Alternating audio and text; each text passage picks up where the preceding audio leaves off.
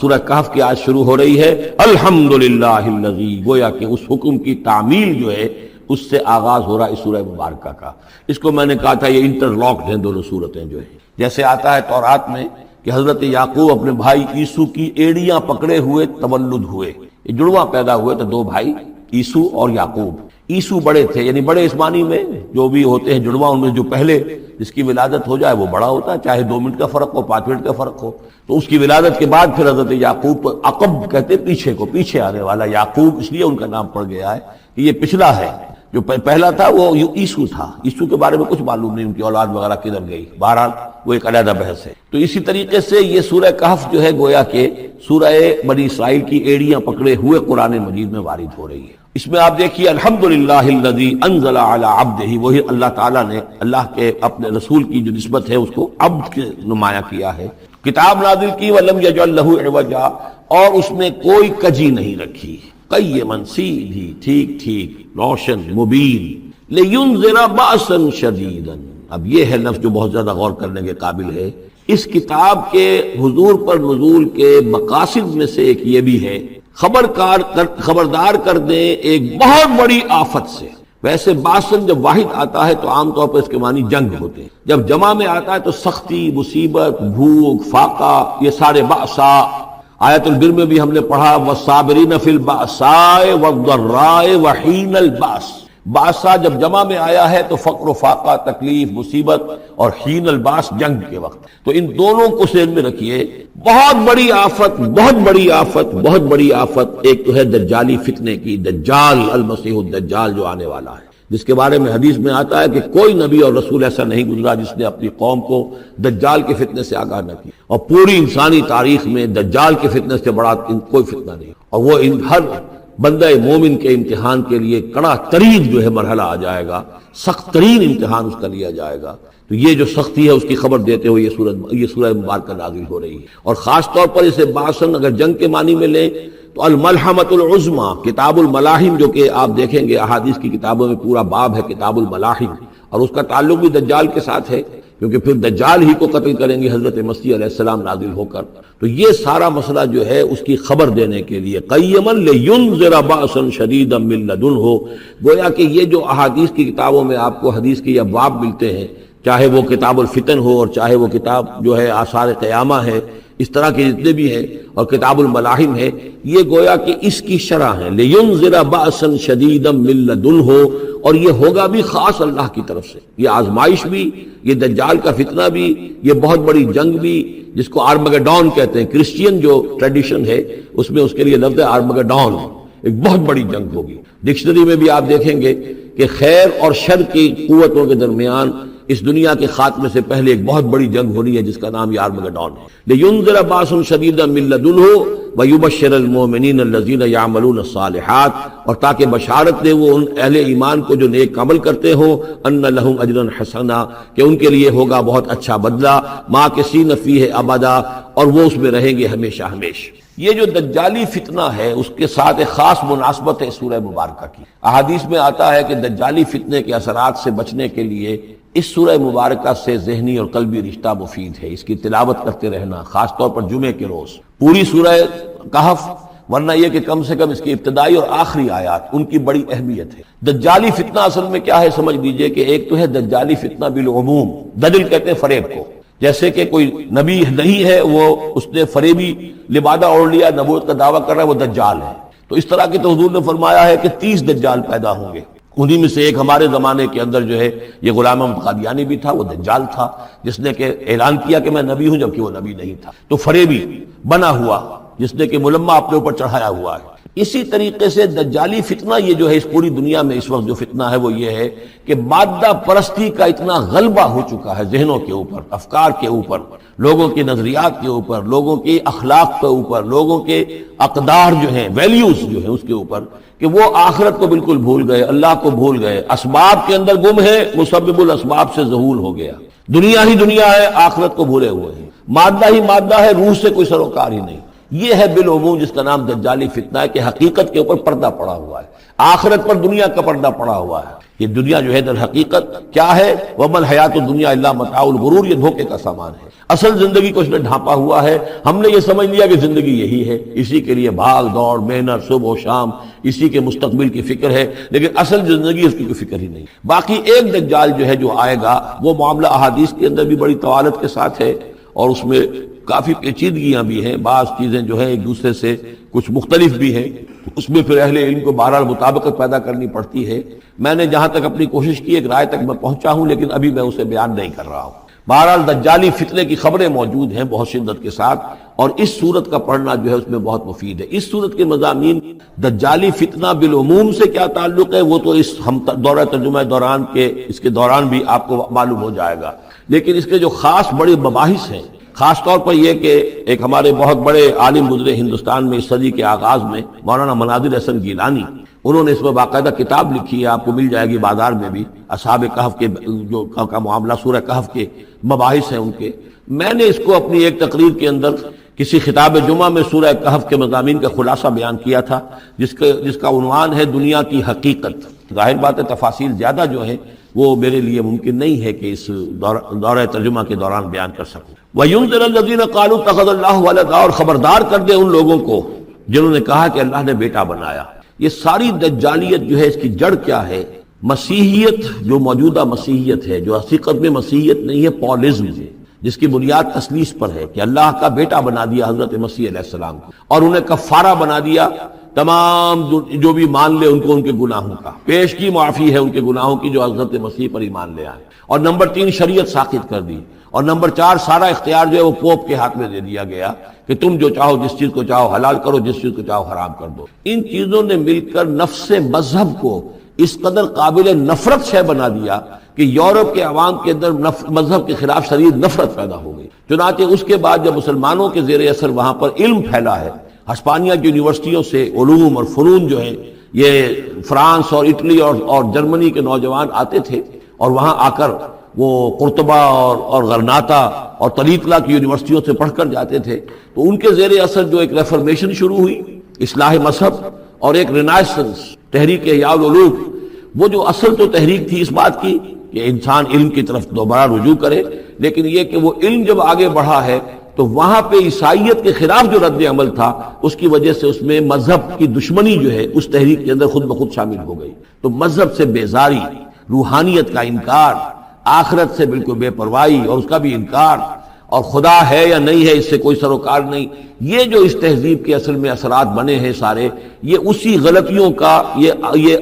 اثرات ہیں، نتائج ہیں کہ جو عیسائی مذہب کے اندر جو یہ تحریفات کر کے جو غلطیاں کی گئی، اس کو یہاں کہا گیا ہے کہ ان لوگوں نے کہ جنہوں نے یہ عقیدہ ایجاد کیا، ما لہم بہ من علم، ان کے پاس اس کے لیے کوئی علمی سند نہیں ہے، ولا لآبائہم، نہ ان کے آباء و اجداد کے پاس کوئی سند تھی، کبرت کلمۃ تخرج من افواہہم، بہت بڑی بات ہے جو ان کے منہ سے نکل رہی ہے، بہت بڑی گستاخی ہے جو یہ اللہ تعالیٰ کی شان میں کر رہے ہیں، ان یقولون الا کذبا، یہ نہیں کہہ رہے مگر جھوٹ، سراسر سیدھا سفید جھوٹ بول رہے ہیں۔ فلعلک باخع نفسک علی آثارہم، تو اے نبی شاید کہ آپ اپنے آپ کو ہلاک کر لیں گے ان کے جو اثرات پڑنے والے ہیں، عیسائیت کے اس غلط عقیدے کے جو نتائج برآمد ہوئے ہیں، جب یہ نتائج ظاہر ہوں گے تو وہ اتنے سنگین ہوں گے، فلعلک باخع نفسک، کہ ان کے احساس سے اور ان کے ادراک سے شاید کہ آپ اپنے صدمے سے اپنے آپ کو ہلاک کر لیں۔ ان لم یؤمنوا بهذا الحدیث اسفا، اگر یہ لوگ اس حدیث پر، اس قرآن پر، یہ بات جو بتائی جا رہی اس پر ایمان نہ لائے، اس پر ایمان نہ لائے، اپنے اس غلط عقیدے پر قائم رہے، اس غلط مذہب کو انہوں نے برقرار رکھا، تو اس کا جو رد عمل ہوگا نوع انسانی پر، اور اس سے تاریخ انسانی اور انسانی ثقافت جس غلط رخ پر پڑے گی، جو دجالیت کا فتنہ اسے جنم لے گا، ان تمام چیزوں کے اثرات سے شاید آپ کو اتنا صدمہ ہو کہ فلعلک باخع نفسک علی آثارہم ان لم یؤمنوا بهذا الحدیث اسفا انا جعلنا ما علی الارض زینۃ لها، ہم نے زمین کے اوپر جو کچھ ہے اسے اس کا گہنا بنا دیا ہے، بناؤ سنگھار بنا دیا ہے، زینت بنا دیا ہے۔ یہ آپ نوٹ کر لیجئے، لفظ زینت اور زمین میں اس کی زیبائش اور آرائش، یہ اس سورہ مبارکہ کا عمود ہے، یعنی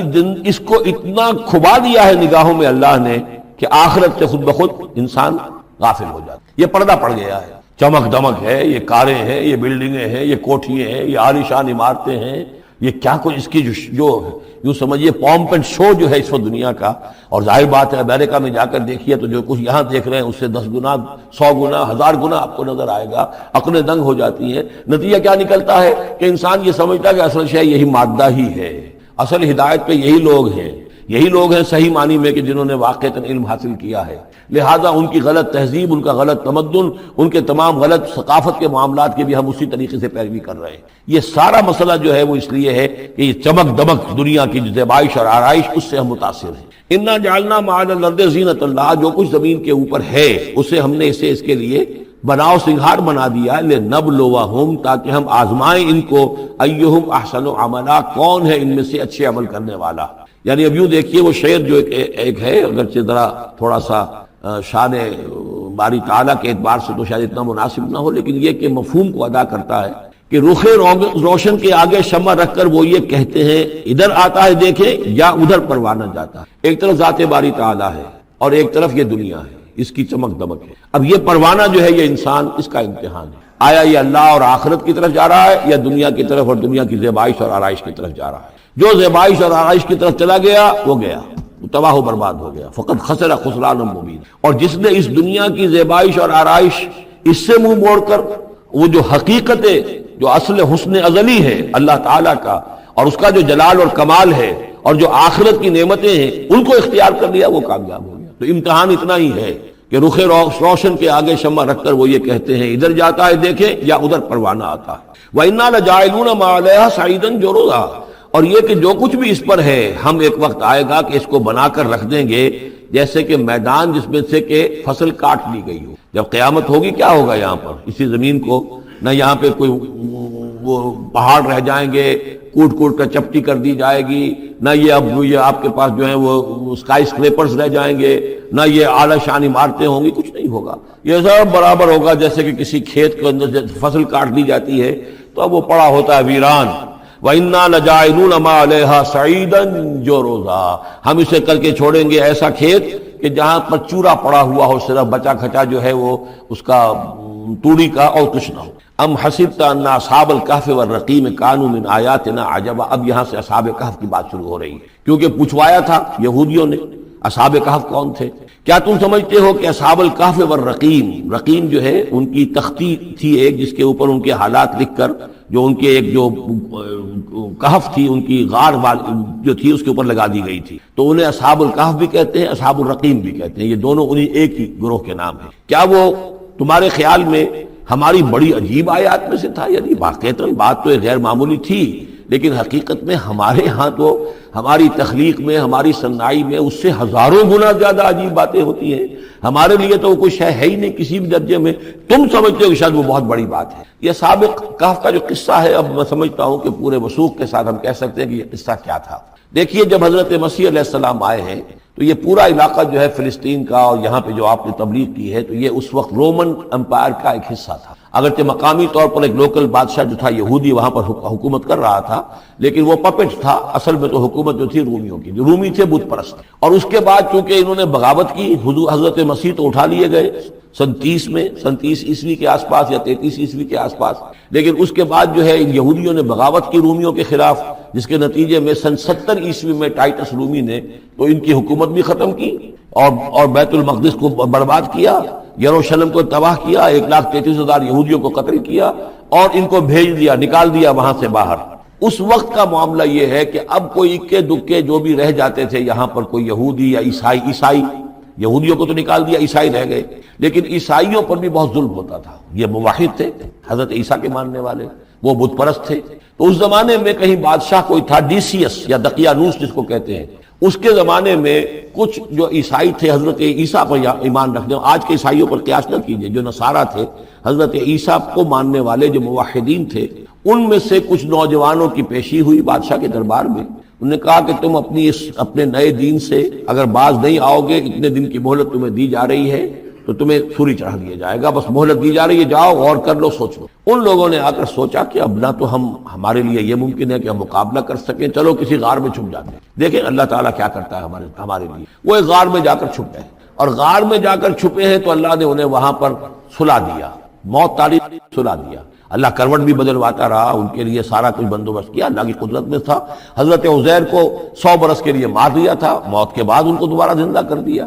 لیکن یہ کہ ان کا معاملہ یہ ہے کہ ان کو وہاں پر جو ہے تقریباً 300 برس یہ وہاں پر پڑے رہے اس غار کے اندر۔ غار کی شکل کچھ خاص ایسی تھی کہ ادھر آنا جانا لوگوں کا تھا ہی نہیں، اور یہ ہے جو موجودہ ترکی کے علاقے میں شہر ایفسس ہے ایک، اس کے آس پاس ہیں اس طرح کے غار، جیسے ایجنٹا کے غار ہندوستان کے مشہور ہیں، ایسے ہی وہاں بھی غاروں کا سلسلہ ہے، اور ہیں بھی وہ ایسے کہ ان کے دہانے جو ہیں وہ ہیں شمال کی جانب، تو دھوپ ان میں براہ راست نہیں جاتی، صرف یہ کہ ریفلیکٹڈ لائٹ تو آتی ہے لیکن یہ کہ براہ راست دھوپ نہیں جاتی، تو ایک طرح کا اندھیرا سا اس کے اندر ٹوائی لائٹ جسے آپ کہہ لیں وہ رہتا ہے سارا دن۔ وہاں پر یہ 300 برس تک سوتے ہیں۔ اس 300 برس کے عرصے میں یہ ہوا کہ رومن امپائر جو ہے اس نے خود عیسائیت اختیار کر لی۔ 300 عیسوی کے اندر کانسٹنٹائن جو تھا ایمپرر وہ عیسائی ہو گیا، اب پوری امپائر جو عیسائی ہو گئی۔ اب اس کے زمانے میں اس کے بعد تھیوڈوسیس ہے ایک، 446 عیسوی میں یہ تھا، اس کے زمانے میں اللہ تعالیٰ نے ان لوگوں کو جگایا 300 برس کے بعد۔ اب یہ سمجھ رہے ہیں کہ وہی زمانہ ہے، وہی کفار کی حکومت ہے، وہی مشرکین ہیں۔ اب انہوں نے ڈرتے ڈرتے اپنے کسی ایک آدمی سے کہا بھائی جاؤ یہ لے کے سکہ لے کر جاؤ چاندی کا، اور کچھ نہ کچھ کھانے پینے کے لیے لے کر آؤ، دیکھنا لیکن اس طرح ہو کہ ہمارا پتہ نہ چل جائے کہ ہم یہاں چھپے ہوئے ہیں۔ وہاں جو گئے انہوں نے وہ سکہ پیش کیا، اور کہا یہ سکہ تمہارے پاس کہاں سے آیا؟ یہ تو بہت پرانا سکہ ہے، تو 400 سال پرانا، 300 سال پرانا سکہ کہاں سے لے آئے تمہیں کوئی خزانہ ملا؟ بہرحال اس حوالے سے اب وہ جو ہے وہ پکڑے گئے، ان کی حالت جو ہے وہ جو بات سامنے آ گئی۔ لیکن جب بات سامنے آ گئی تو اب ان کا بہت یعنی وہ عزت کی گئی، اس لیے کہ اب تو جو ان کا مذہب تھا در حقیقت پوری مملکت کا مذہب وہی ہو چکا تھا، تو صورتحال تو تبدیل ہو چکی ہے۔ پھر یہ کہ اس کے بعد تفصیل معلوم نہیں ہے کہ غالباً وہ جا کر اپنی اسی غار میں وہ سو گئے ہیں، یا دوبارہ اللہ نے ان پر وہیں پر موت طاری کر دی ہے، اس کا دروازہ بند کر کے اور اس پر ایک تختی لگا دی گئی ہے۔ یہ اصحاب کہف ہے۔ گبن کی جو ہے decline and fall of Roman empire, اس میں بھی یہ 7 سلیپرز، 7 سونے والے، ان کی کہانی موجود ہے۔ یہ چیز جو ہے گویا کہ رومن لٹریچر کے اندر موجود تھی، اس کا جو ذکر موجود تھا، اور قرآن مجید میں یہ امتحاناً سوال کیا گیا حضور سے، تو اس کا جواب دیا گیا کہ یہ 300 برس تک کچھ لوگوں کو سلا دینا یہ اللہ تعالیٰ کے نزدیک تو کوئی بڑی بات نہیں ہے، تمہارے نزدیک ام حسبت ان اصحاب الکہف والرقیم کانوا من آیاتنا عجبا اذ ابى الفتية الى الکہف، جبکہ وہ نوجوان آئے اپنے اس غار میں، فقالوا، اور انہوں نے کہا ربنا آتنا من لدنک رحمتا، پروردگار اب خاص اپنے خزانہ فضل سے ہمارے لیے رحمت کا بندوبست فرما، وہیئ لنا من امرنا رشدا، اور ہمارے لیے ہمارے معاملے کے اندر جو ہے وہ کوئی عافیت کا بندوبست فرما۔ فضربنا علی اذانہم، تو ہم نے تھپکی دے دی ان کے کانوں پر، فی الکہف سنین عددا، اسی وہ غار کے اندر جو ہے وہ سوتے رہے کئی سال۔ ابھی یہاں اس بات کو نہیں چھیڑا کتنے سال، سنین عددا، متعدد سال وہ سوتے رہے۔ ثم بعثناہم، پھر ہم نے انہیں اٹھایا، لنعلم ای الحزبین احصیٰ لما لبثوا امدا، تاکہ ہم دیکھیں کہ 2 گروہوں میں سے کس کو صحیح معلوم ہے کہ کتنے عرصے وہ وہاں رہے تھے۔ اس کا ذکر آگے آ جائے گا 2 گروہوں سے مراد کیا ہے۔ نحن نقص علیک نبأہم بالحق، اے نبی ہم آپ کو ان کا یہ قصہ سنا رہے ہیں، بیان کر رہے ہیں ان کے حالات حق کے ساتھ، صحیح بلا کم و کاسٹ۔ انہم فتیۃ آمنوا بربہم، وہ چند نوجوان تھے جو ایمان لائے اپنے رب پر، توحید کے ساتھ ایمان لانے والے، وزدناہم ہدی، اور ہم نے ان کی ہدایت میں اور اضافہ فرمایا، وربطنا علی قلوبہم، ہم نے ان کے دلوں کو ڈھارس دی، مضبوطی دی، دلوں کے اندر ثبات پیدا کر دیا، اذ قاموا،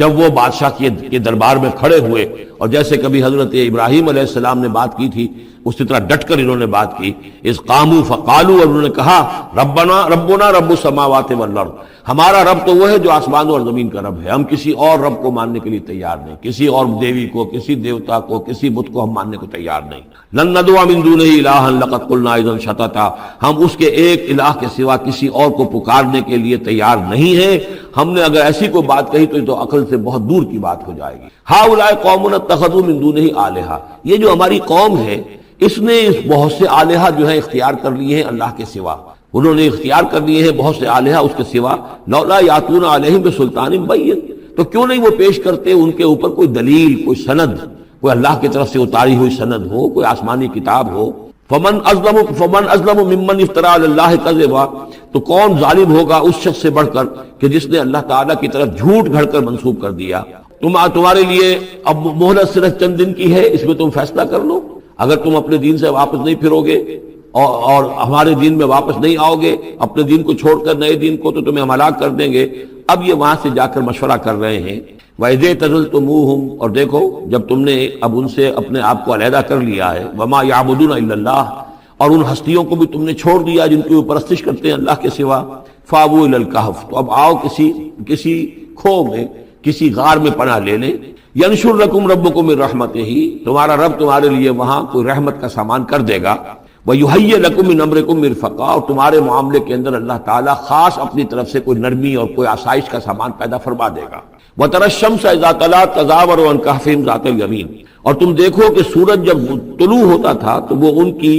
اس غار سے کنی کتراتا ہوا داہنی طرف نکل جاتا تھا، یعنی براہ راست دھوپ جو ہے اس میں نہیں آتی تھی۔ وَإِذَا غَرَبَتْ، جب ڈوبتا تھا، تَقْرِضُهُمْ ذَاتَ الشِّمَالِ، تو بھی وہ کنی کترا جاتا تھا بائیں طرف۔ تو گویا کہ سورج جو ہے یوں جا رہا ہے اور اس غار کا جو منہ ہے وہ شمال کی طرف ہے، لہذا براہ راست جو ہے داہنی طرف سے ہو کر بائیں طرف سے ہو کر سورج نکل گیا، دھوپ جو ہے براہ راست اس پر نہیں آ رہی۔ اسی اصول پر آج کل جو بڑی بڑی بلڈنگز بنتی ہیں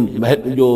کارخانوں کی اور ملز کی، اس میں یہ نارتھ لائٹ شیلز بنائے جاتے ہیں۔ ایسے شیل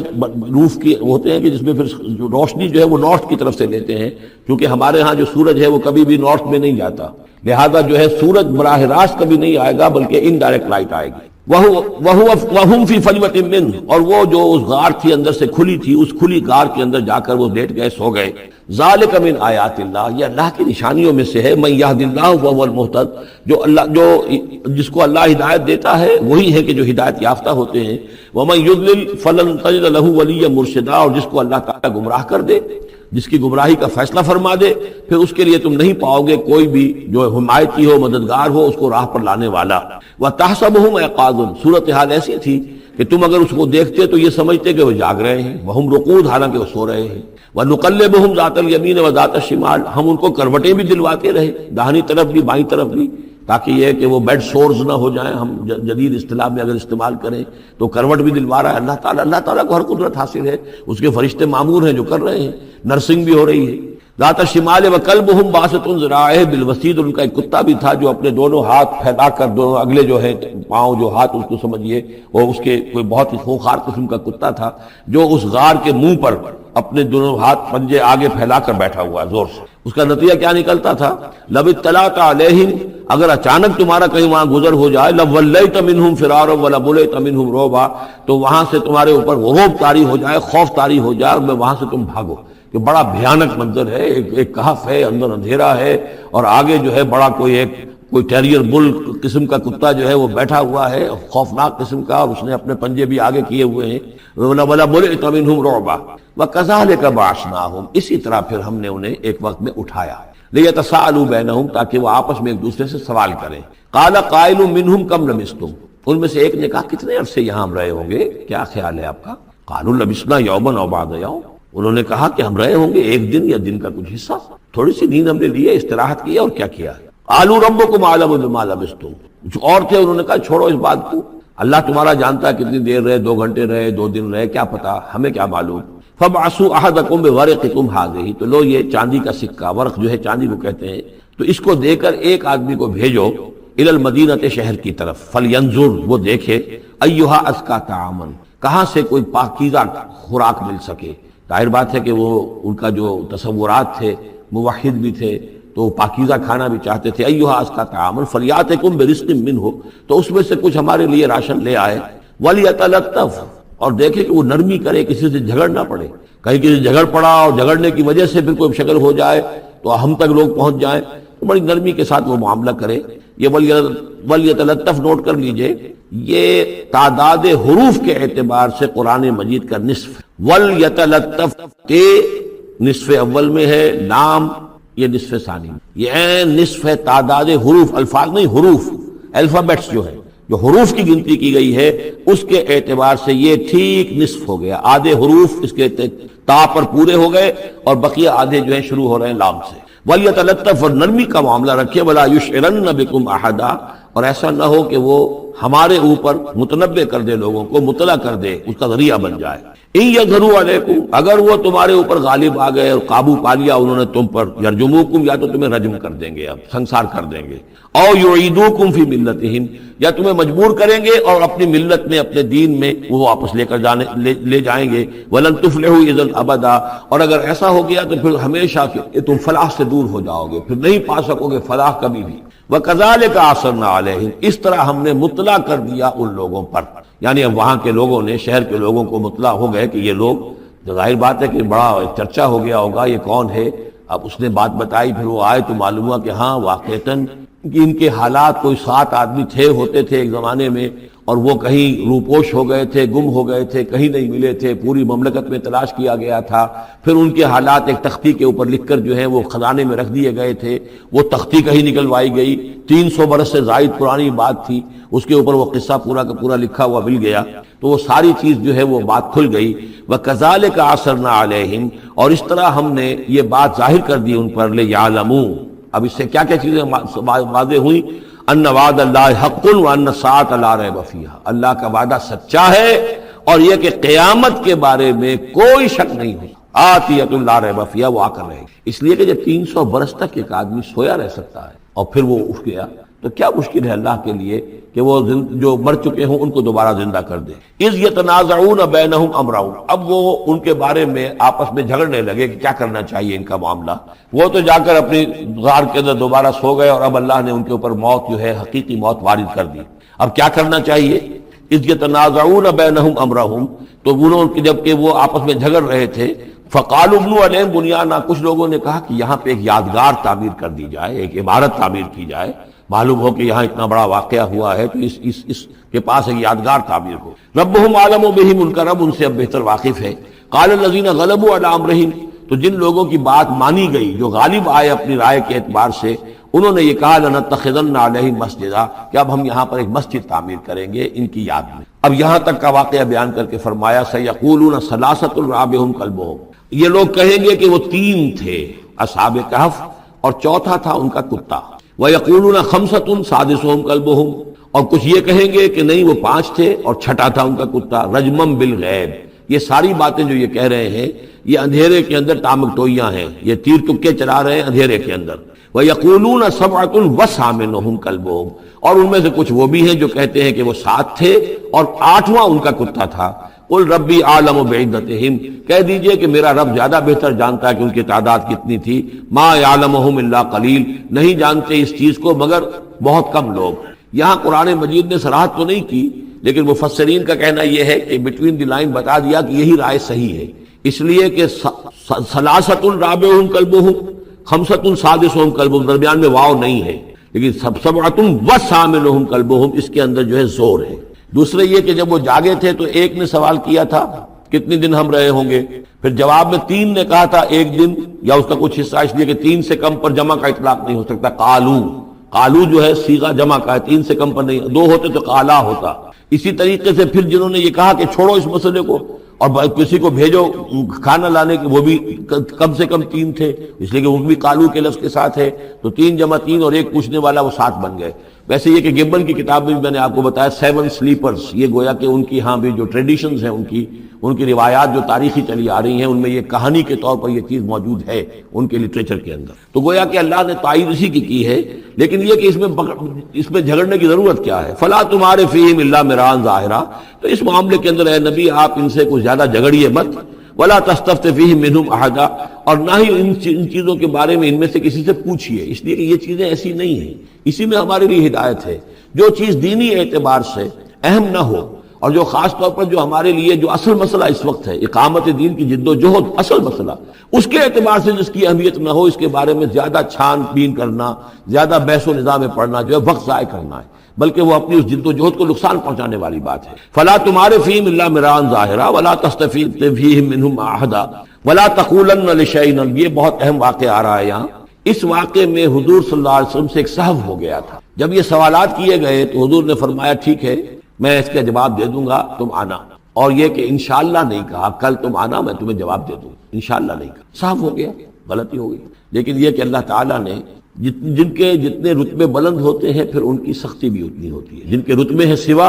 ان کی سوا مشکل ہے۔ ہم عام طور پر یہ باتیں کہتے رہتے ہیں ہمارے لیے اللہ نے کیا گرفت کرنی ہے کہ ان کی کوئی حیثیت ہی نہیں، کوئی مقام ہی نہیں، لیکن یہ کہ جو بلند مقام والا ہو اور وہ بغیر انشاءاللہ کہہ دے کہ کل یہ ہو جائے گا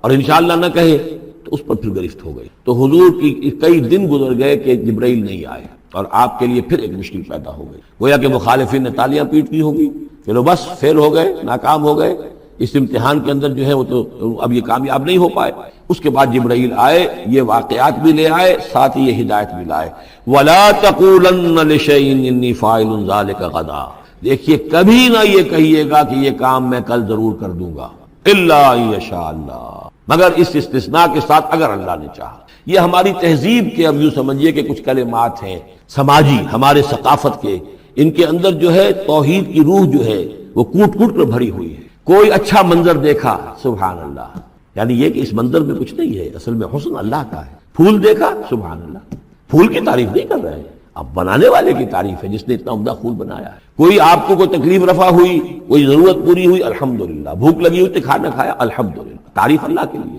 کوئی چیز آپ اپنے گھر میں داخل ہوئے، منظر اچھا لگا، بچے کھیل رہے ہیں، بڑا اچھا ماحول ہے، کہیے ماشاءاللہ ماشاءاللہ، جو اللہ کو پسند، یہ جو کچھ ہے وہ اللہ کی مشیت سے، یہ کوئی میری صلاحیت سے، میری قوت سے تو نہیں ہے۔ اسی طرح سے کوئی کام کرنا، انشاءاللہ میں یہ کام کرنا تو چاہتا ہوں، ارادہ تو ہے، لیکن ظاہر بات ہے کہ اللہ تعالیٰ کی مشیت کے بغیر، اللہ کی مرضی اور اذن کے بغیر تو نہیں ہو سکتا۔ تو یہ بھی گویا کہ، اور یہ سارے کلمات اس صورت میں آپ کو مل جائیں گے، ماشاءاللہ، انشاءاللہ، اور اس سے پہلے ہم الحمدللہ سے شروع کر چکے ہیں۔ الحمدللہ الذی انزل علی عبدہ الکتاب ولم یجعل لہ عوجا ولا تقولن لشیء انی فاعل ذلک غدا الا ان یشاء اللہ واذکر ربک اذا نسیت، اور اپنے رب کو یاد کر لیا کیجئے جب آپ بھول جائیں، یعنی یہ کہ اگر کسی وقت بھول جائیں تو پھر جب یاد آ جائے وَاذْكُرْ رَبَّكَ، تو پھر اللہ تعالیٰ کی طرف دھیان لگائیے۔ وَقُلْ عَسَىٰ أَن يَهْدِيَنِ رَبِّي لِأَقْرَبَ مِنْ هَٰذَا رَشَدًا، اور کہیے کہ ہو سکتا ہے کہ میرا رب اس معاملے میں اس سے بہتر راہ کی طرف میری رہنمائی کر دے، یعنی میں یہ کیوں کہوں کہ یہ کام میں کروں گا، ہو سکتا ہے اللہ تعالیٰ جو ہے اس سے بہتر کوئی صورتحال پیدا کر دے۔ لہذا اس معاملے کے اندر بھی کوئی زیادہ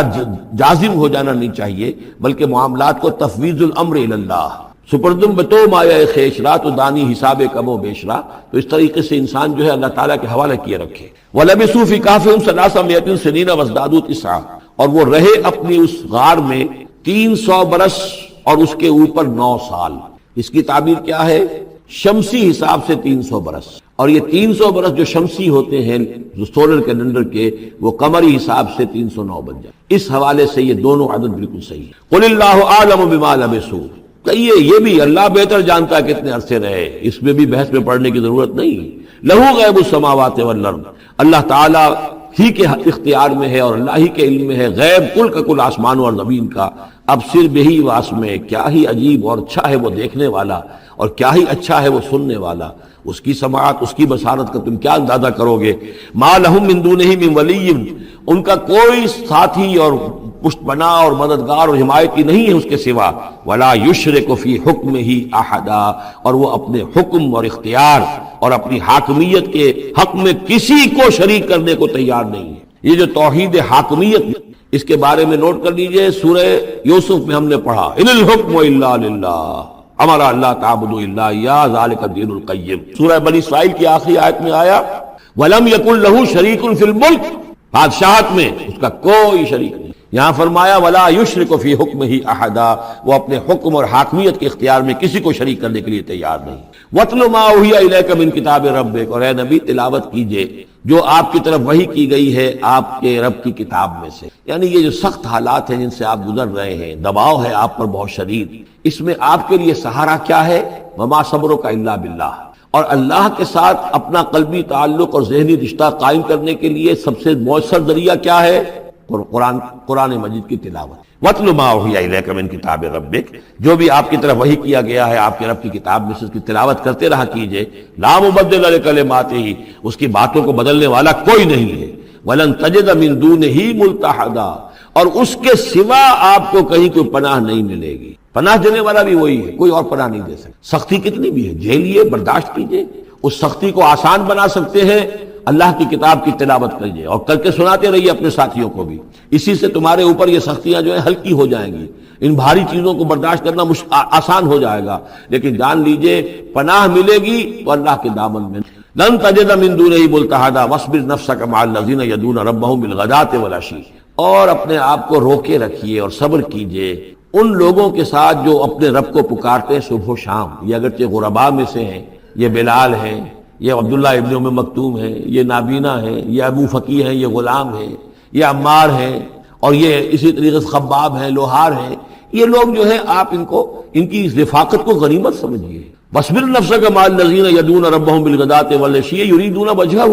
وہ اللہ کی رضا کے طالب ہیں، طلبگار ہیں، اللہ سے محبت کرنے والے ہیں۔ وَلَا تَعْدُ عَيْنَاكَ عَنْهُمْ، اور دیکھیے آپ کی نگاہیں ان سے ہٹ کر ادھر نہ جائیں جن کے پاس دولت ہے۔ عنہم ترید زینت الحیات الدنیا، کہیں آپ کی نگاہ ادھر نہ جائے جہاں زیبائش ہے، آرائش ہے، دنیا کی چمک دمک ہے، دولت ہے۔ آپ ولید بن مغیرہ کی طرف تو متوجہ ہوں اور عبداللہ ابن ام مکتوم کی جانب نہ ہو، معاذ اللہ ایسا نہ کی۔ یہ بالکل وہی بات ہے جو ہم سورہ ہجر میں بھی پڑھ چکے ہیں، وَلَا تَمُدَّنَّ عَيْنَيْكَ إِلَىٰ مَا مَتَّعْنَا بِهِ أَزْوَاجًا مِّنْهُمْ زَهْرَةَ الْحَيَاةِ الدُّنْيَا، یہ جو بھی ہم نے ان کو دے رکھا ہے دنیا کا ساز و سامان، چمک دمک، اس کی طرف آپ کی نگاہیں نہ اٹھے۔ وَلَا تَعْدُ عَيْنَاكَ عَنْهُمْ، آپ کی نگاہیں ان سے ہٹ کر، انہیں نظر انداز کر کے ان لوگوں کی طرف نہ متوجہ ہو جائیں۔ ترید زینت الحیات الدنیا، تو کیا آپ بھی دنیا کی، کہ لوگوں کو یہ گمان ہونے لگے، شک ہو جائے کہ آپ کی نگاہ میں بھی دنیا کی زینت کا جو ہے بہت اس کی اہمیت ہے۔ وَلَا تُطِعْ مَنْ أَغْفَلْنَا قَلْبَهُ عَنْ ذِكْرِنَا، اور مت بات مانیے اس کی جس کے دل کو ہم نے اپنی یاد سے غافل کر دیا ہے۔ وَاتَّبَعَ هَوَاهُ، اور جو اپنی خواہش نفس کی پیروی کر رہا ہے۔ وَكَانَ أَمْرُهُ فُرُطًا، اور اس کا کام جو ہے وہ اعتدال سے بہت ادھر ادھر ہو گیا ہے۔ وَقُلِ الْحَقُّ مِن رَّبِّكُمْ فَمَن شَاءَ فَلْيُؤْمِنْ وَمَن شَاءَ فَلْيَكْفُرْ إِنَّا أَعْتَدْنَا لِلظَّالِمِينَ نَارًا أَحَاطَ بِهِمْ سُرَادِقُهَا صدق اللہ العظیم۔ اور پڑھا کرو اس میں سے کہ جو وحی کیا گیا ہے آپ کی جانب آپ کے رب کی کتاب میں سے، اس کی باتوں کا بدلنے والا کوئی نہیں، اور نہیں پاؤ گے تم اپنے لیے اس کے سوا کوئی اور جائے پناہ۔ تھامے رکھو، روکے رکھو اپنے آپ کو ان لوگوں کے ساتھ جو پکارتے ہیں اپنے رب کو صبح و شام اور چاہتے ہیں اس کی رضا، طالب ہیں اس کے روئے انور کے، اور نہ دوڑیں آپ کی نگاہیں ان سے ہٹ کر آپ کے دنیا کو یہ محسوس ہو، یہ مغالطہ ہو کہ ترید و زینت الحیات الدنیا۔ یہ ذرا مشکل مقام ہے قرآن مجید کا کہ بظاہر تو الفاظ یہ ہیں کہ آپ کی نگاہیں دنیا کی زیبائش اور آرائش کی تلاش میں ان فقراء اور غرباء سے ہٹ کر عمراء کی طرف نہ اٹھے، لیکن ظاہر بات ہے کہ حضور صلی اللہ علیہ وسلم کی یہ شان نہیں تھی، لہذا اس میں جو بات سمجھ میں آتی ہے وہ یہ ہے کہ ایسا نہ ہو کہ آپ کے التفات کی وجہ سے دنیا یہ محسوس کرے کہ ان کی نگاہ میں بھی وقت اور اہمیت جو ہے وہ دنیاوی مال و دولت اور اسباب۔ کسی داعی حق کے لیے یہ معاملہ بہت ہی نازک ہوتا ہے کہ ایک طرف جو حالات و واقعات ہیں اس کے اعتبار سے، جو حقائق ہیں اس کے اعتبار سے، معاشرے کے جو اونچے طبقات ہوتے ہیں جو وہاں سرداری یا کسی اور طرح کی سربراہی کے منصب پر فائز ہوں یا ان کے پاس فراوانی ہو دولت کی، اب ظاہر بات ہے کہ ان کا ایک اثر و رسوخ ہوتا ہے معاشرے۔ ان میں سے کوئی ایک شخص ایمان لے آئے تو وہ بہت سے لوگوں کے برابر ہو جائے گا، جیسے حضرت عمر رضی اللہ عنہ اور ابو جہل کو حضور نے دونوں کو پیش کیا اللہ کے سامنے کہ اللہ ان میں سے ایک کو ضرور میری جھولی میں ڈال دے۔ ظاہر بات ہے کہ اس سے اسلام کو تقویت حاصل ہو، اور اس سے یہ ہے کہ جن مسلمانوں پر کا قافیہ تنگ ہوا ہے، جن کو ستایا جا رہا ہے، اگر کوئی بڑا آدمی ایمان لے آئے گا تو ان کو بھی سہارا ملے گا، جیسے کہ حضرت عمر اور حضرت حمزہ کے ایمان لانے کے بعد جو غرباء تھے، فقراء تھے اور جو غلام تھے انہیں ستایا جا رہا تھا، انہیں کچھ ریلیف ملا ہے۔ اس حوالے سے ایک طرف تو اس کی ضرورت ہوتی ہے کہ ان کی طرف توجہ کی جائے، التفات رکھا جائے، تاکہ اگر وہ ایمان لے آئے تو اس سے ایمان کو بھی تقویت ہو، اسلام کو تقویت ہو، مسلمانوں کو بھی فائدہ پہنچے۔ دوسری طرف یہ اندیشہ ہوتا ہے کہ غرباء کا دل نہ دکھے، تیسری طرف یہ کہ لوگ یہ نہ سمجھیں کہ یہ بھی زیادہ جو ہے مدارات کرتے ہیں اور زیادہ التفات کرتے ہیں عمراء کی طرف، اہم لوگوں کی طرف، گویا کہ ان کی نگاہوں میں بھی دنیا کی انہی چیزوں کی وقت ہے، انہی چیزوں کی اہمیت ہے۔ تو یہ تین طرف کے چیز سمجھیے کہ یہ چکی دو پارٹوں والی نہیں، تین پارٹوں والی ہے، کہ جس میں کوئی داعی جو ہوتا ہے وہ اس مخبصے میں آ جاتا ہے کہ ایک طرف تقاضا یہ ہے خود تحریک کا، دعوت کا، اس جد و جہد کا، اس کے تقاضے یہ ہیں کہ ان کی طرف التفات ہو، ان کی طرف توجہ کی جائے تاکہ ان میں سے کچھ لوگ ایمان لے آئیں تو کام میں سہولت حاصل ہو، مدد حاصل ہو، لیکن دوسری طرف یہ منفی دو اثرات بھی موجود ہیں۔ تو اس کے مابین جو ہے حکم دیا جا رہا ہے حضور صلی اللہ علیہ وسلم کو کہ بہرحال آپ یہ احتیاط کیجئے کہ یہ تاثر نہ ابھرنے پائے کہ محمد کے نزدیک بھی صلی اللہ علیہ وسلم اصل اہمیت جو ہے وہ دولت مند لوگوں کی. وَلَا تُطِعْ مَنْ أَغْفَلْنَا قَلْبَهُ عَنْ ذِكْرِنَا، اور مت کہنا مانیے ان لوگوں کا. یہ جیسا کہ میں نے بارہا عرض کیا ہے کہ دباؤ پڑ رہا تھا سرداران قریش کی طرف سے کہ کچھ ہماری بات مان لیجئے، کچھ ہم آپ کی مان لیں گے. تو یہاں گویا کہ اس پہ پھر متنبع کیا جا رہا ہے کہ جن لوگوں کو دلوں کو ہم نے اپنی یاد سے غافل کر دیا ہے، محروم کر دیا ہے، آپ ان کی باتیں سنیں بھی مت، ان کی طرف دھیان بھی مت دیجیے. وَلَا تُطِعْ مَنْ أَغْفَلْنَا قَلْبَهُ عَنْ ذِكْرِنَا وَاتَّبَعَ هَوَاهُ وَكَانَ أَمْرُهُ فُرُطًا وَقُلِ الْحَقُّ مِنْ رَبِّكُمْ. یہ جو مضمون ابھی ہم نے دوبارہ پڑھا ہے، اس کو آپ دیکھیں گے کہ یہ 21ویں پارے کی آغاز میں پھر دوبارہ آئے گا کہ جب بھی شدید کشاکش کا دور آیا ہے تو اس میں یہی ہدایات اللہ تعالیٰ کی طرف سے آئی ہیں حضور کو اور حضور کی وساطت سے تمام اہل ایمان کہ قرآن مجید کے ساتھ تمسک جو ہے اور مضبوط کرو، قرآن مجید کے ساتھ اپنے تعلق کو اور گہرا کرو، اور اس کو پڑھنا اور اس کا جو ہے اس کے ساتھ جو ہے اپنے اوقات کا بسر کرنا، اس میں اور اضافہ کرو. اسی سے تم ان شدائد اور مصائب کا مقابلہ کر سکو. وَقُلِ الْحَقُّ مِنْ رَبِّكُمْ، اور کہہ دیجئے یہ حق ہے میرے رب کی طرف، تمہارے رب کی طرف سے جو میں پیش کر رہا ہوں. فَمَنْ شَاءَ فَلْيُؤْمِنْ وَمَنْ شَاءَ فَلْيَكْفُرْ. تو اب جو چاہے ایمان لائے، جو چاہے کفر کرے. یہ بالکل وہی بات ہے جو سورۃ الدہر میں کہی گئی ہے کہ اما شاکرا و اما کفورا. ہم نے پورا اختیار دے دیا، انا ہدیناہ السبیل اما شاکرا و اما کفورا. یہ اختیار ہم نے انسان کو دیا ہے، چاہے شکر گزار بندہ بنے، چاہے کفران نعمت کی روش اختیار کرے. تو یہاں انداز یہ ہے کہ آپ ان کفار سے کہہ دیں کہ میں دعوت پیش کر رہا ہوں، اب تمہیں ایمان لانا ہے لاؤ، کفر کرنا ہے کفر کرو. لیکن بین کی کوئی بات نہیں ہو سکتی، کوئی گیو اینڈ ٹیک، کوئی جو ہے کمپرومائز یہ ممکن نہیں ہے. قُلِ الْحَقُّ مِنْ رَبِّكُمْ، ٹیک اٹ اور لیو اٹ. یہ حق ہے تمہارے رب کی طرف سے، چاہے اسے چھوڑ دو تو پورے کو چھوڑنا ہوگا، قبول کرنا ہے تو پورے کو کرنا ہوگا. فَمَنْ شَاءَ فَلْيُؤْمِنْ وَمَنْ شَاءَ فَلْيَكْفُرْ إِنَّا أَعْتَدْنَا لِلظَّالِمِينَ نَارًا. ہم نے ظالموں کے لیے، کافروں کے لیے، مشرکوں کے لیے آگ تیار کر رکھی ہے. أَحَاطَ بِهِمْ سُرَادِقُهَا، اس کی قناتیں ان کا احاطہ کر لیں گی، وہ قناتوں کی شکل میں آگ ہوگی، ان کو گھیرے میں لے لیں گی. وَإِن يَسْتَغِيثُوا، اور اگر وہ پیاس سے جہاں بلب ہو کر پانی مانگیں گے، يُغَاثُوا بِمَاءٍ كَالْمُهْلِ يَشْفِي الْوُجُوهَ، تو انہیں ایسا پانی دیا جائے گا پینے کے لیے کہ جیسے بھول، یہ جو محل کے ترجمے کئی کیے گئے ہیں، کھولتے تیل کی تلچھٹ، لاوا، پگھلا ہوا تانبا اور پیپ وغیرہ، مان صدید، ان میں، اور وہ اتنا گرم ہوگا یشوی الوجوہ کہ ان کے چہروں کو بھون دے گا. بئس الشراب، بہت ہی بری شے ہوگی پینے کی. وساعت مرتفقہ، اور یہ ان کے لیے ان کی آرام گاہ جو بنے گی جہنم، بہت ہی بری آرام گاہ ہوگی. اس کے برعکس وہی سائملٹینیس کنٹراسٹ کا اسلوب، ان الذین آمنوا وعملوا الصالحات، جو لوگ ایمان لائیں اور نیک عمل کریں، انا لا نضیع اجر من احسن عملا. ہمارا یہ اصول نہیں ہے کہ جو لوگ اچھے عمل کریں ان کے اجر کو ہم ضائع کر دیں، ان کا اجر بھرپور انہیں ملے گا. اولئک لہم جنات عدن تجری من تحتہم الانہار، یہ وہ لوگ ہیں کہ جن کے لیے ہیں وہ رہنے والے باغات، ریزیڈینشل گارڈنز، جن کے دامن میں ندیاں بہتی ہوں گی. یحلون فیہا من اساور من ذہب، انہیں پہنائے جائیں گے وہاں کنگن سونے کے. ویلبسون ثیابا خضرا من سندس، اور ان کو وہ پہنیں گے وہاں پر کپڑے سبز رنگ کے، باریک ریشم کے اور گاڑھے ریشم کے.